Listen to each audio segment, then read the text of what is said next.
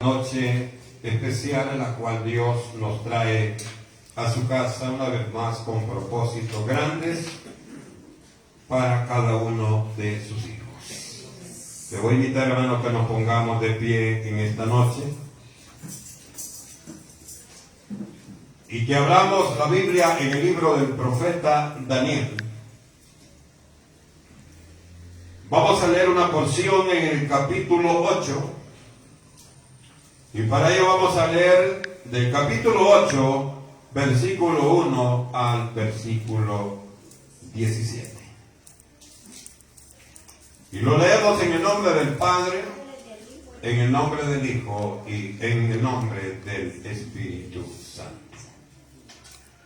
Dice la palabra del Señor: en el año tercero del reinado del rey Belsasar, me apareció una visión a mí, Daniel, después de aquella que me había aparecido antes.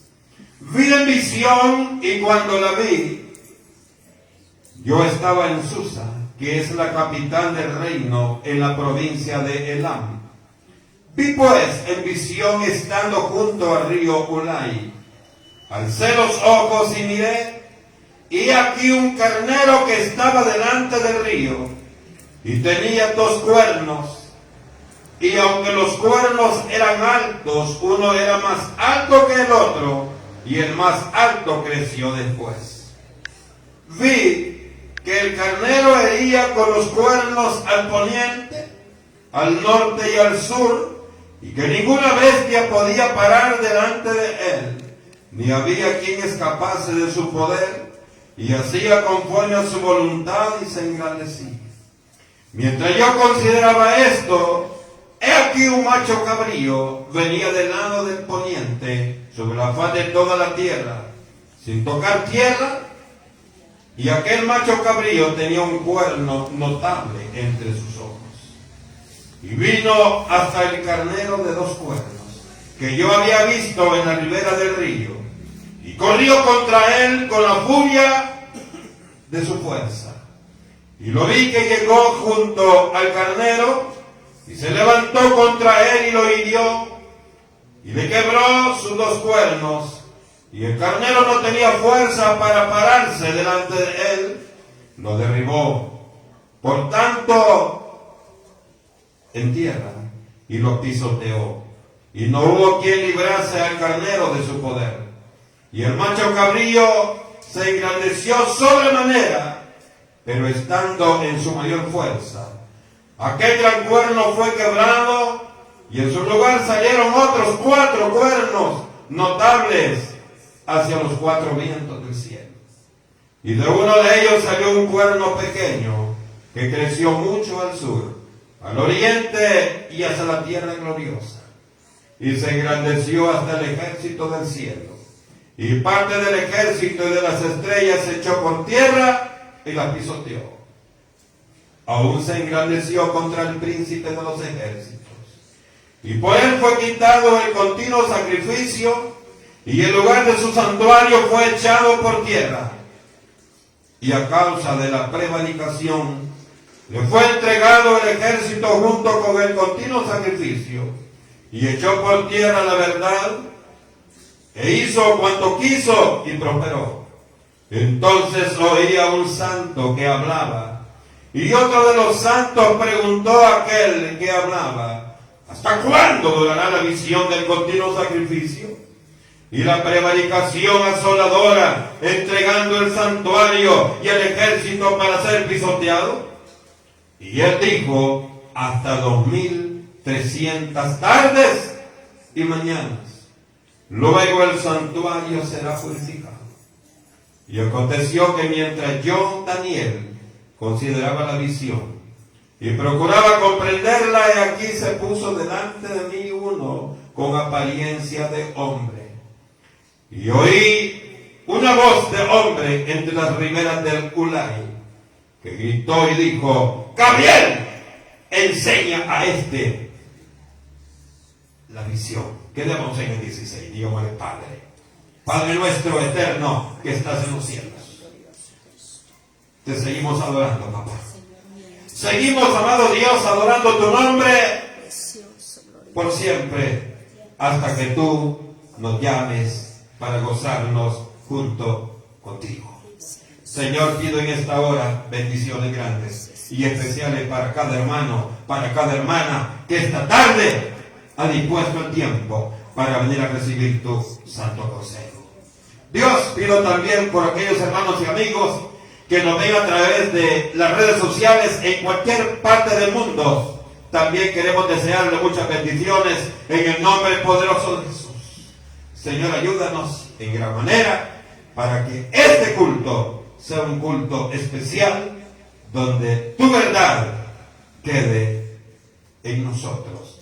Y esto nos sirva para honrarte a ti, nuestro Rey, nuestro Señor y nuestro Salvador. Amén. Amén. Y amén. Bendito el Señor.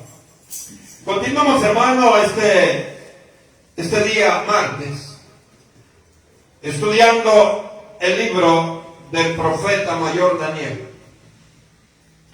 El martes pasado hablábamos sobre el capítulo 7 y hablábamos, hermano, de 4 visiones que vamos a ver. La visión primera fue la visión de las 4 bestias. Ahora vamos a ver la visión del carnero y el macho cabrío. Es importante, hermano, entender estas visiones para que no nos confundamos, sino, hermano, para que manejemos esto de alguna manera, es para afirmar nuestro conocimiento. El capítulo 7, hermano, se desarrolla en el primer año del reinado de Belsasar, Daniel 7:1. El capítulo 8 es importante también porque se desarrolla en el tercer año del reinado de Belsasar, o sea, 2 años después del capítulo 7. Daniel 8:1 se desarrolla en el año 551 a.C., cuando Daniel tenía 70 años de edad. Daniel tenía de edad 70 años.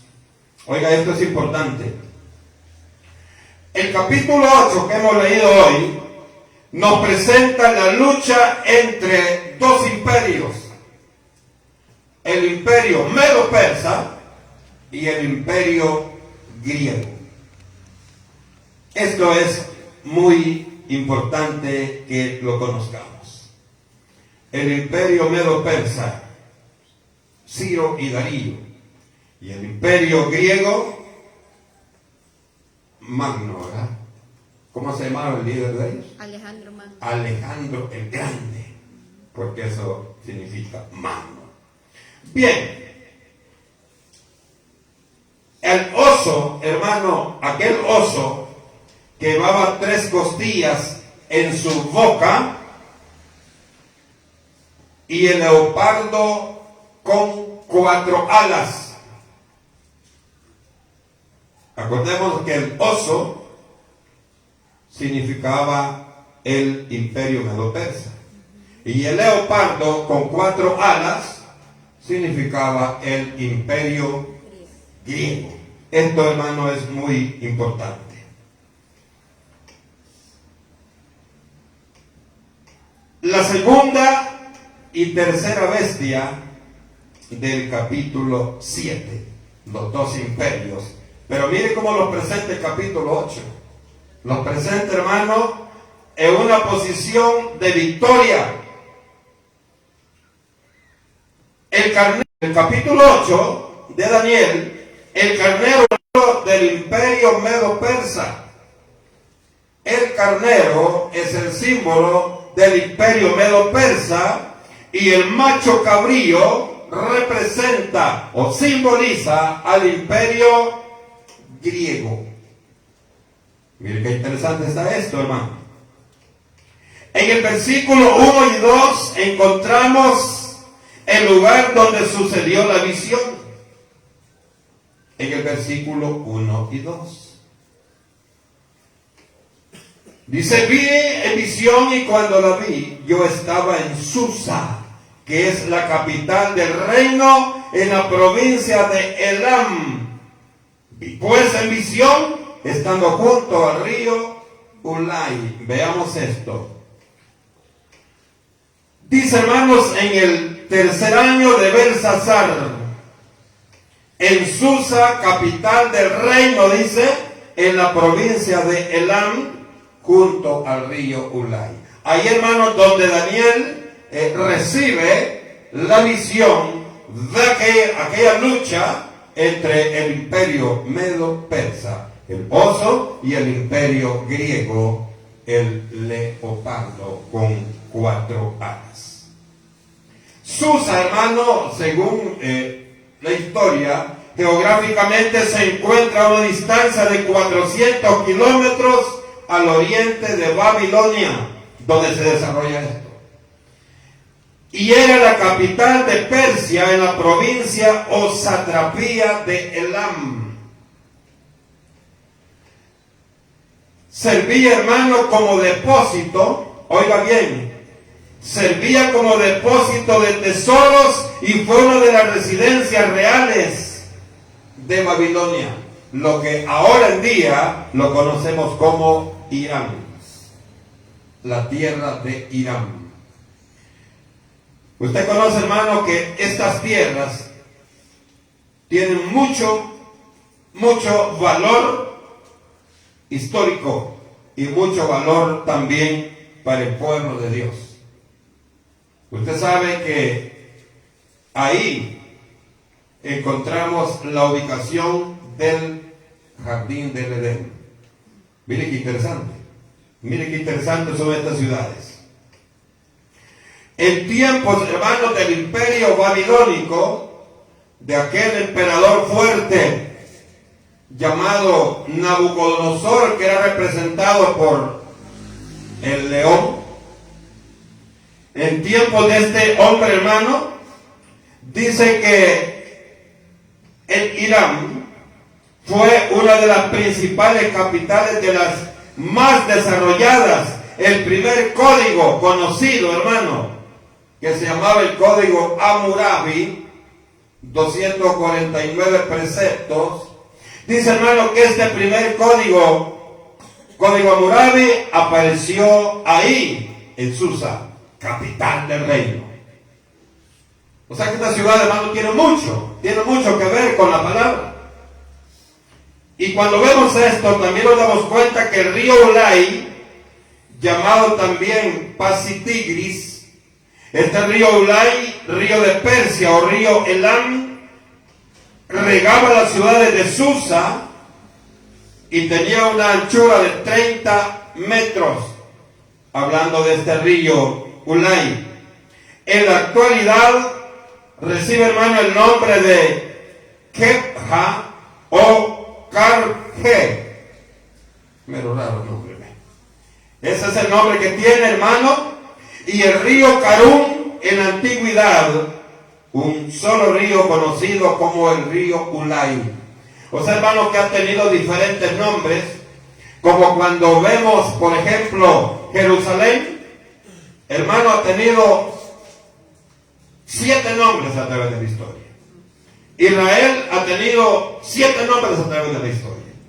Hablamos, hermano, de un lugar y quizás decimos, pero este no es el mismo. ¿Cómo no? Han habido, hermano, durante el tiempo, han venido cambiando los nombres. Solo que ellos no cambiamos. Con el mismo nombre que nacemos, con ese nos morimos. Versículos 3 y 4 del capítulo 8. Dice, hermano, alcé los ojos y miré, y aquí un carnero que estaba delante del río. El carnero con los cuernos indica los 2 reinos. ¿Cuáles reinos? El Medo y el Persa. Los 2 reinos, Ciro y Darío. Por eso dice el versículo, alcé los ojos y miré, y aquí un carnero que estaba delante del río y tenía 2 cuernos. 2 cuernos. El hecho, hermano, que uno de los cuernos era más grande que el otro, indica que uno de los reyes llegó a ser después más grande y más poderoso que el otro. De los dos había uno más poderoso. Por eso, hermano, el lomo del oso tenía una parte más elevada que otra. Esto, hermano, se da en el reino medo-persa, que es el carnero. Es bueno esto, hermano, porque muchas veces cuando nos hablan del carnero y del macho cabrío, nos llevan y nos confunden con el anticristo. Pero aquí, hermano, por eso estamos tratando de ver esto, que no es el anticristo, sino que son los dos imperios, el medo-persa y el imperio griego. Aunque, hermano, según la historia, el imperio medo fue, hermano, el primero en establecerse como reino. Fueron los persas bajo Ciro los que se hicieron más fuertes y conquistaron en todas las direcciones con gran fuerza. Por eso, versículo 4. Y que el carnero hería con los cuernos al poniente, al norte y al sur, y que ninguna bestia podía parar delante de él, ni había quien escapase de su poder, y hacía conforme a su voluntad, y se dice, engrandecía. No había quien lo detuviera. Pero dice que mientras el profeta Daniel veía el carnero, en este momento aparece del occidente un macho cabrío que, según el versículo 21, representa el imperio griego. Versículo 5. Mientras yo estaba, dice, yo consideraba esto, he aquí un macho cabrío venía del lado del poniente, sobre la faz de toda la tierra, sin tocar tierra, y aquel macho cabrío tenía un cuerno notable entre sus ojos. Dice, hermano, que venía arrasando con todo. Nadie lo detenía. Sin tocar tierra, dice. Aquí está hablando la rapidez con la que conquistaba la tierra. La rapidez. El cuerno, hermano, significa fuerza, poder, altivez, y este era Alejandro Magno. Venía arrasando, dice, todo simbolizando así la batalla de Alejandro Magno, que conquistó a los medo-persas en el año 331 antes de Cristo. Usted sabe, hermano, cuando comenzamos con Daniel, en los primeros capítulos, nos venimos dando cuenta de los 4 imperios que presenta el libro de Daniel.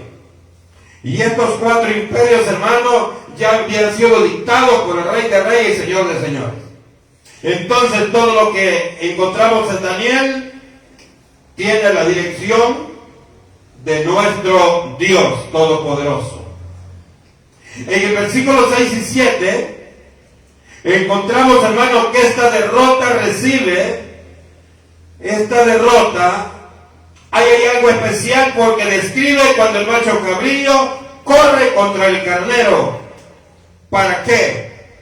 Dice, hermano, que corre y arremete contra el carnero para varias cosas. Dice, para herirlo. Dice, para quebrantar sus 2 cuernos, derribarlo a la tierra y pisotearlo. Oiga, qué tremendo. Usted sabe, hermano, que el imperio de los persas no era cualquier imperio. ¿Por qué le digo esto? Usted conoce que el imperio más fuerte y más poderoso, según historia, era el imperio babilónico. Y el imperio medo-persa hizo que el imperio babilónico comiera tierra. Lo venció. Pero aparte de esto, hermano, viene otro, el carnero que representa aquí el imperio medo-persa. Viene otro más fuerte, que es el macho cabrío, y lo destruye completamente. Lo hiere, lo quebranta, le quebra sus cuernos, derriba a tierra y lo pisotea a su antojo. O sea, hermano, que siempre hay uno más poderoso. Pero sobre todos estos poderosos está uno, que es el que usted y yo adoramos. Y al que usted y yo le servimos. Y a él sea la honra y la gloria, hermano. El versículo 8, hermano, del capítulo 8 de Daniel, describe el engrandecimiento de Alejandro Magno hasta su muerte. Describe el engrandecimiento de este hombre, hermano, de este emperador, que fue, hermano, en el año 323 a.C. Al morir este gran imperio, su poder fue repartido en cuatro generales. Por eso, hermanos, la Biblia aquí nos enseña y nos dice, hermano, que fue repartido en 4. ¿Y por qué en 4? Porque estos 4, bueno, lo vimos el martes pasado, en el capítulo 7, se refería a los 4 generales que quedaron al frente de este imperio cuando el emperador fallece. Y estos 4 hermanos, estos 4 hombres quedaron al frente, estos 4 generales: Casandro, Lisímaco, Seleuco y Ptolomeo. Estos 4 generales quedan al frente del imperio griego. Estos 4 hombres que Dios le permitió tener este poder de quedarse, hermano, con esta fuerza. Dice el versículo 8: y el macho cabrío se engrandeció sobremanera, pero estando en su mayor fuerza, hermano, estaba en la mejor edad, porque murió muy joven este hombre. Estando, dice, en su mayor fuerza, aquel gran cuerno fue quebrado, aquel gran emperador fue muerto. Oiga, qué interesante. Y en su lugar salieron otros 4 cuernos notables hacia los 4 vientos del cielo. El versículo 8 no está hablando de lo que dijimos: Casandro, Lisímaco, Seleuco y Ptolomeo, los 4 generales que quedaron al frente del imperio griego. Dice, hermano, el versículo 9: y de uno de ellos salió un cuerno pequeño que creció mucho al sur, al oriente y hacia la tierra gloriosa. Veamos que el versículo 9. Uno de los 4 cuernos de la división, oiga qué importante, fue Seleuco. Y este hermano, este hombre, salió, dice, de uno de los 4 cuernos de la división, o sea, refiriéndose a Siria, salió un cuerno pequeño que se reconoce como Antíoco Epifanes. Antíoco Epifanes es el cuerno pequeño, quien reinó en Siria, hermanos, desde el año 175 al 163 antes de Cristo. Cuando hablamos de Antíoco Epifanes, ¿qué se le vino a la mente? Los macabeos, los asmoneos, los que, hermanos, aquellos que la Biblia habla que fueron celosos y que tuvieron una guerra tremenda en el tiempo que se conoce como la página en blanco, o ¿cómo le llamamos también ese tiempo? El periodo del silencio. El periodo del silencio, que comprende, hermanos, desde que termina el canon del Antiguo Testamento, desde que se cierra el Antiguo Testamento con el profeta Malaquías, y se inicia el canon del Nuevo Testamento con la aparición de Juan el Bautista en el Evangelio de Mateo. En ese tiempo, hermanos, se da este acontecimiento. ¿Y por qué, hermano? Porque es importante. Porque muchos hermanos dicen que Dios, y le llaman el tiempo, el oscurantismo también, porque dicen que Dios no se manifestó, que no hubo presencia de Dios. Lo que no hubo, hermano, fue que Dios hablara a través de profetas a Israel. Pero yo le aseguro, hermano, que sí hubo presencia de Dios, porque aquellos hombres, aquellos macabeos, aquellos amoneos, por celo de la palabra, hermano, hicieron aquella tremenda guerra. Entonces, ¿y quién dio la victoria? Fue el Señor. Porque estaban luchando por mantener su fe. Y oiga esto, dice hermano, hablando del versículo 10 y 12, quizás lo leemos para que lo entendamos. Y se engrandeció hasta el ejército del cielo, y parte del ejército de las estrellas se echó por tierra y las pisoteó. Aún se engrandeció contra el príncipe de los ejércitos, y fue quitado el continuo sacrificio, y el lugar de su santuario fue echado por tierra. Y a causa de la prevaricación fue entregado el ejército junto con el continuo sacrificio, y echó por tierra la verdad, e hizo cuanto quiso, y prosperó. Hermano, persiguió de una manera terrible a los judíos, política y religiosamente, oiga, tratando de erradicar la fe judía. Estamos hablando de Antíoco Epifanes, aquel cuerno pequeño, que tomó fuerza. Y oiga que hay algo aquí tremendo, hermano. Hizo cesar los sacrificios del templo. O sea, hermano, que los judíos ya no podían hacer ningún sacrificio. El templo, hermano, quedó desolado. Dice que cesó los sacrificios del templo y lo profanó, erigiendo una estatua o imagen de Dios Zeus en el templo, y sacrificó un cerdo en el altar. Todo eso, hermano, hizo que los macabeos se sintieran ofendidos. Oiga, qué interesante. Dice, hermano, y roció la sangre del cerdo entre los atrios del templo, y también hizo una matanza de los judíos. Ahora le pregunto a usted, ¿cómo se sentiría usted, hermano, que aquí viniera alguien poderoso y pusiera una imagen católica romana aquí en el púlpito? Y le diría a ustedes, ya no pueden tener culto, a partir de ahora van a adorar este muñeco. Yo pienso que usted y yo actuaríamos como Matatías, como Simón, como Jonathan, como Judas. Judas Macabeo, no Judas Iscariote. Estamos hablando antes de Judas Iscariote. Hermano, se levanta la gente en contra. ¿Por qué? Porque hay hermano, una fe. Hay una fe. Y aquí, hermano, habla de una tierra gloriosa. Nos habla aquí de una tierra gloriosa. En el versículo 9 dice, y de uno de ellos salió un cuerno pequeño que creció mucho al sur y al oriente y hasta la tierra gloriosa.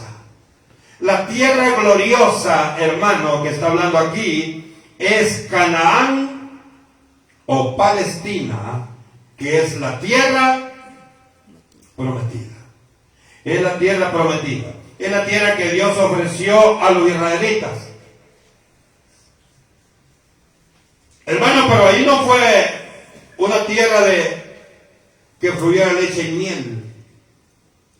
Estoy de acuerdo con usted. Pero ahora le pregunto, ¿por qué, hermano, no se cumplió la promesa que Dios le había dado a su pueblo Israel? ¿Por qué no fluía leche y miel? Porque el pueblo israelita nunca dejó de pecar. Porque el pueblo israelita, hermano, nunca se sometió y nunca obedeció a Dios. Hay una porción que dice el Señor, si Israel me hubiera obedecido, todo hubiera sido diferente. Pero no fue así. Entonces, hermano, para usted y para mí también aquí hay un llamado. Dios, hermano, nos está diciendo, hijos míos, hijas mías, afirmaos. Búscame para que me encuentres. Pon en mí tus cargas y yo las voy a llevar. Pero obedece. Y el pueblo, hermano, no obedece.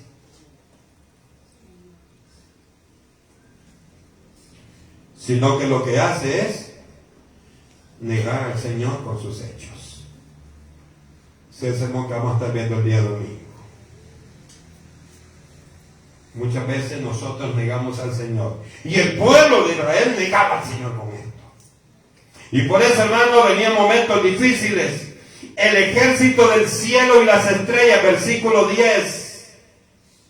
se refiere, hermano, a los santos que son objetos del ataque de parte de este sacerdote que persiguió al pueblo de Israel y que profanó su templo. Mire qué interesante es esto. La Biblia, hermano, a usted y a mí nos presenta como santos. Dicen los santos. Por eso cuando habla, hermano, de la estructura de la iglesia, de la estructura del templo, dice que el templo está formado por los ancianos, los pastores y el pueblo.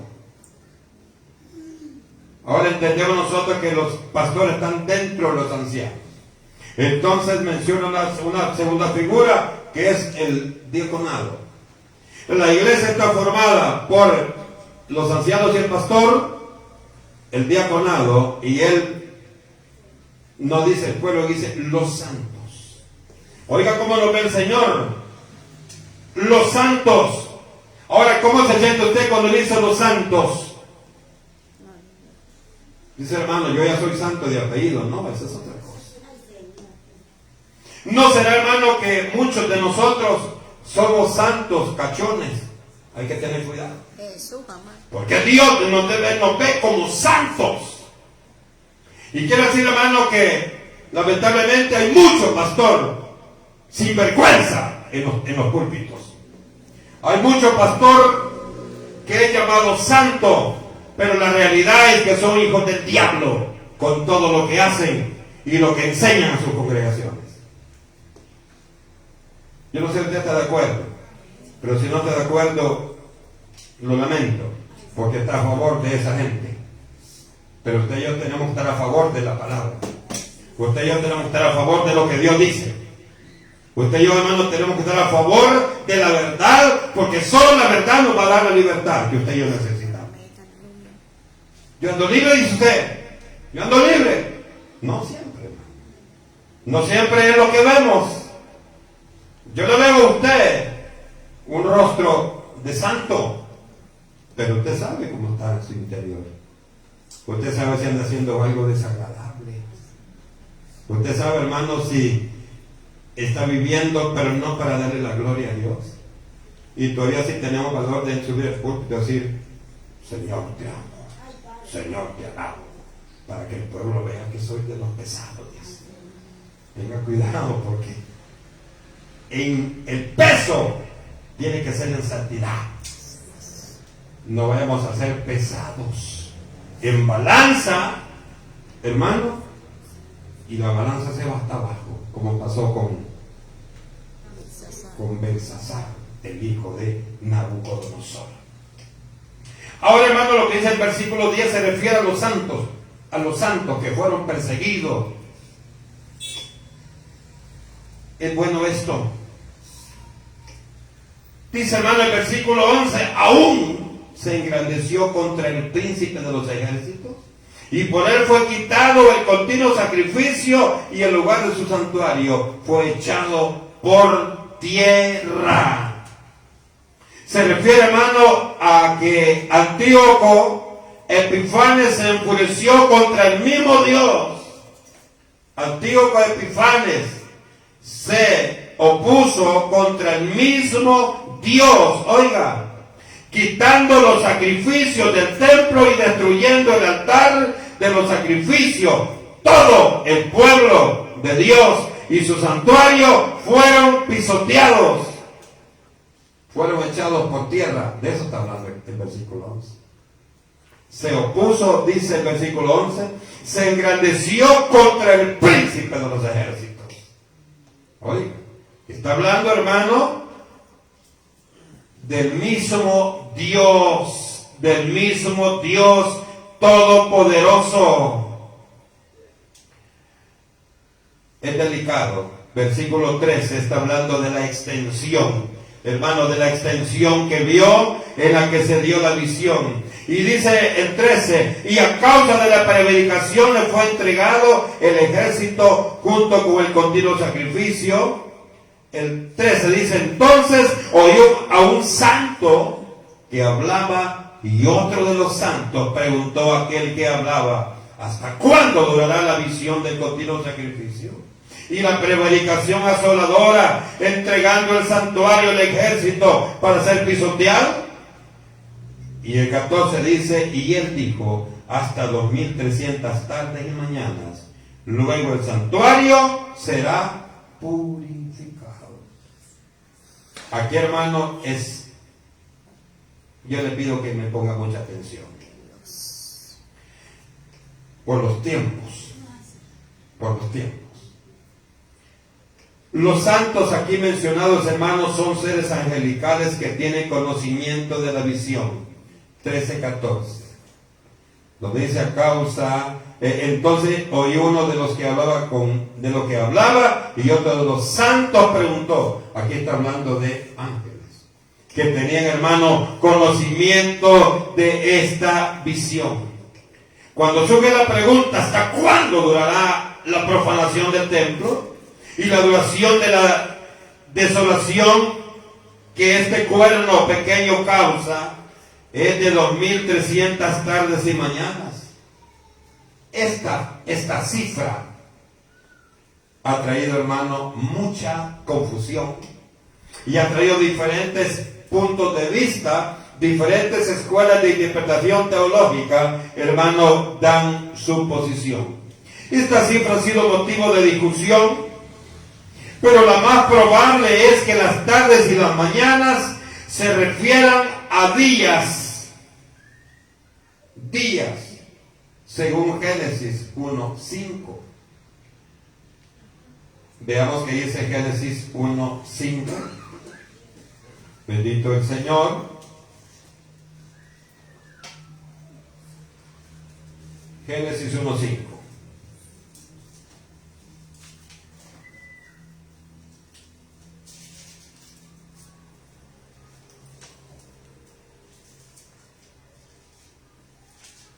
¿Lo tiene usted? ¿Puede leerlo, mi amado hermano?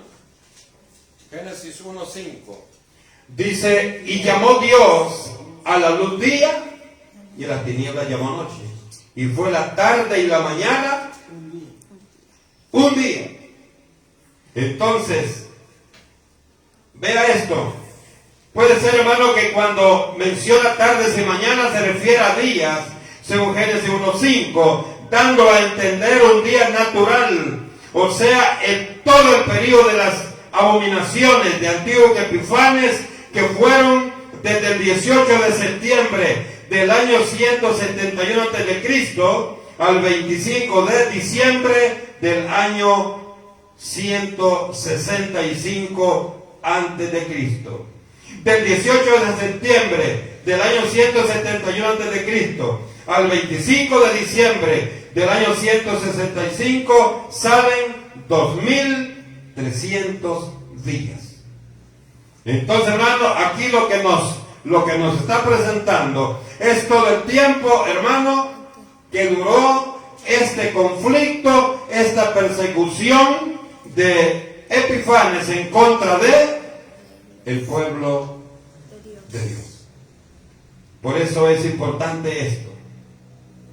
Dicho de otra manera, oiga esto, las 2300 tardes y mañanas se refieren al tiempo desde que Antíoco Epifanes comenzó a profanar el templo, a asesinar al sumo sacerdote Onías, hasta la restauración de la adoración del templo bajo el gobierno de Judas Macabeo en el año 165. Hermano, porque pega cabal del año 171 al 165 antes de Cristo. Ahí, hermano, hacemos la cuenta, nos da cabal 2300 días.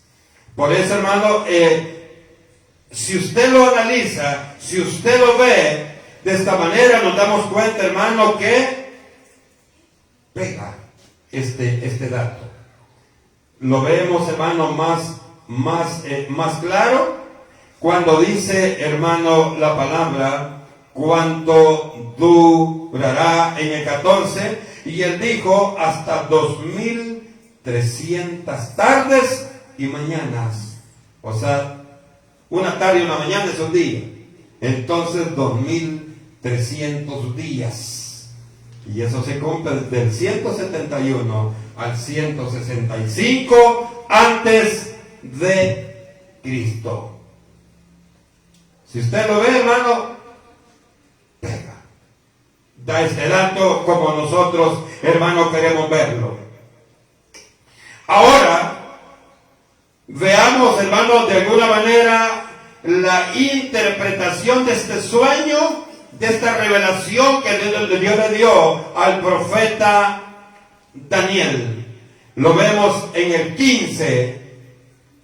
Dice, y aconteció que mientras yo, Daniel, consideraba la visión y procuraba comprenderla, he aquí se puso delante de mí uno con apariencia de hombre, y oí una voz de hombre de las riberas del Ulai, del río, que gritó y dijo, Gabriel, enseña la visión.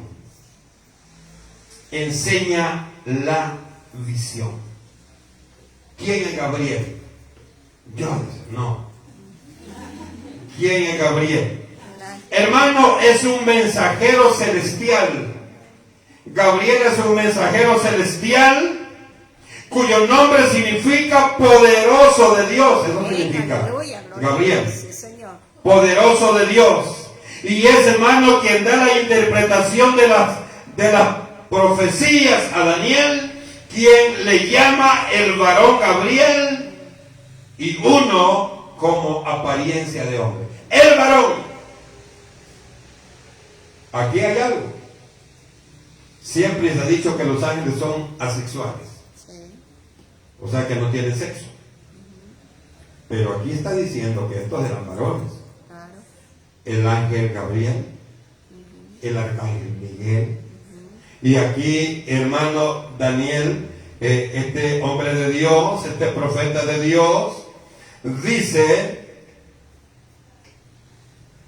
y aconteció que mientras yo, Daniel, consideraba la visión, procuraba comprenderle, aquí se puso delante de mí como apariencia de hombre, y oí una voz de las riberas del Ulai que gritó y dijo, Gabriel, ahí le dio el nombre. Gabriel le dijo, enseña la visión. Por eso, hermano, aquí vemos que en este caso era un hombre, varón. Vino luego cerca de donde yo estaba, y con su venida me asombré y me postré sobre mi rostro. Pero él me dijo, entiende, hijo de hombre, porque la visión es para tiempo. Oiga, no pierda, hermano, no pierda esta palabra, porque cuando culminemos con el libro de Daniel, en el capítulo 12, vamos a encontrar nuevamente esto. Vamos a encontrar nuevamente esto. Versículo 17 al 19, hermano, dice, vino luego cerca de donde yo estaba, y con su venida me asombré y me puse sobre mi rostro, pero él me dijo, entiende, hijo de hombre, porque la visión es para el tiempo del fin. Mientras él hablaba conmigo, dice Daniel, caí dormido en tierra sobre mi rostro, y él me tocó y me hizo estar en pie. Oye, qué interesante esto. Y dijo, 19, he aquí yo te enseñaré lo que ha de venir al fin de la ira, porque eso es para el tiempo. Porque aquí interesante. Por eso, hermano, el siguiente capítulo que vamos a ver, vamos a encontrar bien claro toda esta posición. El ángel, hermano, le hace saber a Daniel que toda esta visión que le ha presentado es para el tiempo del fin. La expresión junto al fin, el fin de la ira y el tiempo del fin, son difíciles de interpretar. ¿Por qué? Porque aquí, hermanos, se contemplan dos tipos de fin. Dos tipos de fin. La primera, hermanos, es una lucha entre el carnero, el imperio medo-persa, y el macho cabrío, el imperio griego. Entonces se refiere al fin del imperio griego, al fin de Alejandro Magno, ya que fue una de las divisiones de este imperio que el cuerno pequeño, Antíoco Epifanes, se levantó. Aquí habla de dos fines: del final del imperio griego y la final del imperio medo-persa. Pero también está hablando del fin, no del fin, sino que del fin de los tiempos. Por eso, hermano, al final, aquí ya nos explica de qué final está hablando, del final de ambos imperios. Pero cuando le dice, no te preocupes, porque parte de esta profecía es para el fin. Cuando veamos entonces, le dice, sella eso, cúbrelo, ciérralo. Y le dice, ¿cuándo se va a abrir? Se va a abrir en el tiempo final. Ahora le pregunto, ¿en qué momento o qué acontecimiento va a ser el que va a abrir esta profecía que se cierra? Va a ser con el arrebatamiento de la iglesia. El arrebatamiento de la iglesia, hermano, ahí se abre este libro y se comienza, hermano, a verse todos los acontecimientos que este libro tiene. Entonces, hermano, se refiere al fin de los dos imperios y al fin de toda la humanidad. Muchas veces, hermano, la gente dice, el fin, ya viene el fin. Pero no es el fin de la humanidad. El fin de la oportunidad de llegar al conocimiento de Dios. Al fin del periodo de la gracia. O también se conoce como el gran paréntesis. O también se conoce como el año agradable del Señor. Que comenzó o inició con la crucifixión de Jesús, pero que va a culminar, o que va a terminar, o que va a concluir con el arrebatamiento de la iglesia. Entonces, cuando la gente dice, el fin viene, la iglesia dice, el fin viene, se refiere, hermano, a la venida de Jesús para llevar su iglesia hacia los cielos. Mire qué interesante. En cuanto al capítulo 20 y 22, hermano, dice la palabra, en cuanto al carnero que viste, que tenía 2 cuernos, estos son los reyes de Media y Persia.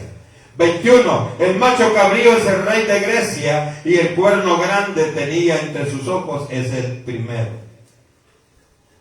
Y en cuanto al cuerno que fue quebrado, y sucedieron 4 en su lugar, significa que 4 reinos se levantarán de esta nación, aunque no con la fuerza de él. Mire qué interesante. Hermano, o sea que la palabra en la interpretación nos explica como cuando usted y yo leemos la parábola del sembrador. La entendemos claramente. Y el que no la entiende, debe entender. Debe pedirle a Dios sabiduría, porque más claro no puede explicarlo el Señor. Versículo 23-25 dice, hermano, y al fin del reinado de estos, cuando los transgresores lleguen al colmo, cuando decimos nosotros, rebasó el paso. Dice, cuando lleguen al colmo, se levantará un rey altivo de rostro y entendido en enigmas, en misterios. Y su poder se fortalecerá, mas no con fuerza propia. Y causará grandes ruinas y prosperará y hará arbitrariamente y destruirá a los fuertes y al pueblo de los santos. Con su capacidad, con su sagacidad, o sea, sus estrategias, su sabiduría, hará prosperar el engaño en su mano. Y en su corazón se engrandecerá y sin aviso destruirá a muchos. Y se levantará contra el príncipe de los príncipes, pero será quebrantado, aunque no por mano humana. Esto sí es interesante. Dicen los transgresores, se refiere, hermano, a los judíos apóstatas que siguen en sus transgresiones. El rey altivo de rostro se refiere tanto a Antíoco Epifanes como al anticristo de los postreros tiempos. Hablando del momento presente de esta revelación, está hablando de el oso y de el leopardo. Está hablando de Ciro y Darío, y está hablando de Alejandro Magno. Pero para el final de los tiempos está hablando de el anticristo. Aclaro, el anticristo no es Satanás. No es Satanás. El anticristo no es Satanás. El anticristo es un hombre que es gobernado por Satanás. Y se llama anti porque viene antes que Cristo aparezca. Así es. ¿Verdad? Es importante esto. Dice rey altivo de rostro, pero no con fuerza propia, dice, sino con el permiso de Dios. Apocalipsis 17:17. Dice que con el permiso de Dios hace todo esto. ¿Sabe por qué? Porque Satanás viene a castigar a aquellos que no reconocen, hermano. Hay dos cosas para que no lo confundamos. Dice que Satanás, impulsando al anticristo, él persigue a todo aquel que no le sirve a Dios. ¿A quién le pone un sello? Dice que va a poner un sello, allá Apocalipsis 13. Si usted tiene ese sello, el que no tiene sello no va a poder comprar ni vender. Solo el que tiene el sello. El que tiene el sello, hermano, es ¿quién? Son todos los que niegan a Jesús. De alguna manera la gente va a decir, no, pero este es bueno. Pero no es bueno. Porque todo el que tenga ese sello, hermano, tiene condenación segura. Entonces viene a llevarse los suyos, hermano. Y aquellos que digan, no, yo no me dejo poner ese sello, porque yo le sirvo a Dios, le van a quitar la vida. Pero usted sabe que va a ser un momentito, pero por la eternidad va a estar con el Señor. Pero gracias al Señor y gloria a Dios, hermano, que usted y yo hemos entendido eso, y no vamos a llegar a ese tiempo, porque antes hemos decidido reconocer la soberanía de Dios en nuestra vida. Sí, amén. Antes, hermano, hemos conocido la misericordia de Dios. El hermano, este anticristo, él planea, él planifica la destrucción del pueblo judío. El hermano se rebusca, pero al final, él será confrontado con la verdad de Dios. Aunque es poderoso, hermano, aunque tiene poder, no verá completado su propósito. Dice, hermanos, el 27, y yo, Daniel, quedé quebrantado y estuve enfermo algunos días. Yo quiero decir esto. Cuando usted, hermano, se mete con Dios y Dios le da unas revelaciones y todo, hermano, usted queda débil espiritualmente. Así es. Y dice, hermano, que Daniel quedó débil después de esa revelación. Y él lo declara en el 27 cuando dice, y yo, Daniel, quedé quebrantado y estuve enfermo algunos días. Y cuando convalecí, o sea, cuando retomé las fuerzas físicas, atendí los negocios del rey, pero estaba espantado a causa de la visión y estaba todavía confuso. Oiga, como dice, y cuando convalecí atendí los negocios del rey. ¿De cuál rey? Él era uno de los hombres de confianza de el emperador que estaba en ese tiempo. Porque hay una cosa con Daniel, como con Daniel, hermano, un propósito de Dios, para que él nos contara todo, cómo se fue cerrando una película. Todo rey que llegaba, a él lo dejaba. Y él seguía, hermano, en todos los reinados. ¿Para qué? Dios lo dejó ahí, le dijo, vaya, te voy a dejar aquí para que les contés a la iglesia todo lo que pasó con estos imperios. Ahora, también Daniel, hermano, conocía el imperio egipcio y el asirio. Pero la orden de Dios fue que nos hablara, que nos presentara el panorama de los 4 imperios últimos. ¿Verdad? Estamos hablando de Babilonia, Medo-Persa. de Medo-Persa, de griego, y finalmente de aquella bestia horrible sin forma, como veíamos el martes pasado, acá el panel con los dibujos, una bestia que no tenía forma. Gracias a Dios que usted y yo no somos bestias, lo que sí tenemos Aleluya. forma. Gloria a Dios. El Señor nos ve como santos. Aleluya. El Señor dice, mira, están mis santas. Y ahí están mis santos, dice. Mire cómo nos ve el Señor. Entonces vale la pena que nos esforcemos, hermano. Sí, Señor. Vale la pena que nos esforcemos. El capítulo 9, hermano, que vamos a ver el próximo martes, es maravilloso porque, hermano, ahí es la base. El capítulo 9 es la base fundamental de todos los eventos que se van a dar en el final de los tiempos. Ahí vamos a ver la famosa profecía de las 70 semanas. Vamos a ver los 490 años.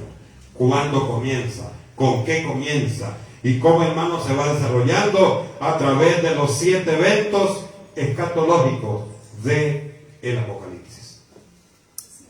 No se va a quedar el otro martes porque Dios tiene algo que decirnos. Gloria a Dios. Cierre nuestros ojos, digámosle, Padre, amado Dios, gracias te doy, porque nos ha dado, Señor, una vez más la oportunidad de conocer